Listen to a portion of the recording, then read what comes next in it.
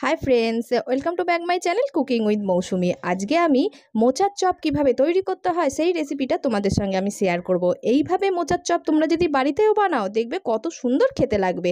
তাহলে চলো কি কি লাগছে তোমাদের দেখিয়ে দিই। আমি প্রথমে মোচা নিয়ে নিয়েছি, মোচাটা কেটে আমি নুন হলুদ দিয়ে সিদ্ধ করে নিয়েছি। এরপরে আমি দিয়ে দেবো আলু সিদ্ধ, আমি আলুটাকে গ্রেট করে নিয়েছি, আলু সিদ্ধ দিয়ে দেবো।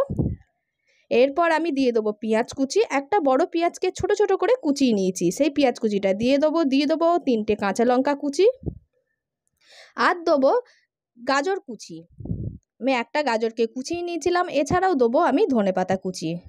আর এছাড়াও আমি মশলা দিচ্ছি এখানে জিরে আর শুকনো লঙ্কাকে শুকনো খোলায় ভেজে নিয়েছিলাম, সেটা আমি দিয়ে দেবো। আর দেবো এখানে আমি কর্নফ্লাওয়ার, এখানে আমি 4 থেকে 5 চামচ আমি কর্নফ্লাওয়ার ব্যবহার করেছি।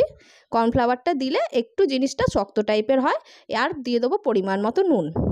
আর এছাড়াও দিচ্ছি আমি একটা পাতিলেবুর রস, একটা গোটা পাতিলেবুর রস আমি পুরোটাই দিয়ে দেবো। দিয়ে আমি ভালোভাবে মাখিয়ে নেবো, আমি হাত দিয়েই ভালোভাবে মাখিয়ে নেবো। ভালোভাবে মাখিয়ে নিচ্ছি, মাখিয়ে নিয়ে আমি এখানে 15 মিনিট আমি চাপা দিয়ে রেখে দেবো। মাখিয়ে নেওয়ার পরে আমি 15 মিনিট রেস্ট রেখে দেবো।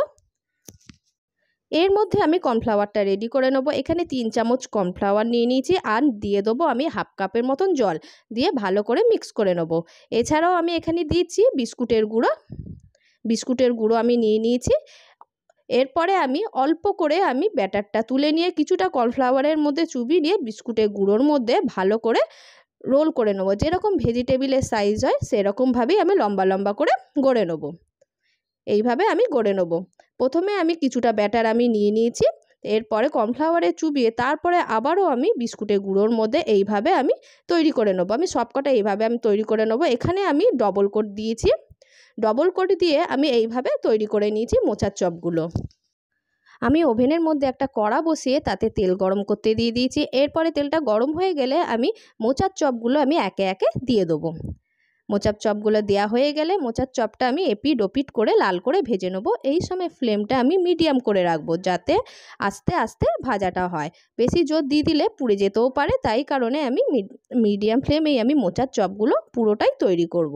এইভাবে খুব সহজেই তোমরা বাড়িতে মোচার চপ তৈরি করে ফেলতে পারবে, আর খেতে হয়েছে দুর্দান্ত। একবার তোমরা বাড়িতে খুব কম সময়ের মধ্যে এই রকম মোচার চপ তৈরি করে দেখতে পারো, তারপর আমাকে কমেন্ট বক্সে কমেন্ট করে জানিও। বন্ধুরা, মোচার চপ একদম রেডি হয়ে গেছে। তাহলে বন্ধুরা, কীরকম লাগলো আমাকে প্লিজ কমেন্ট বক্সে তোমরা কমেন্ট করে জানিও। তোমরা ভালো থেকো। এই রেসিপিটা ভালো লাগলে একটা সাবস্ক্রাইব করে দিও।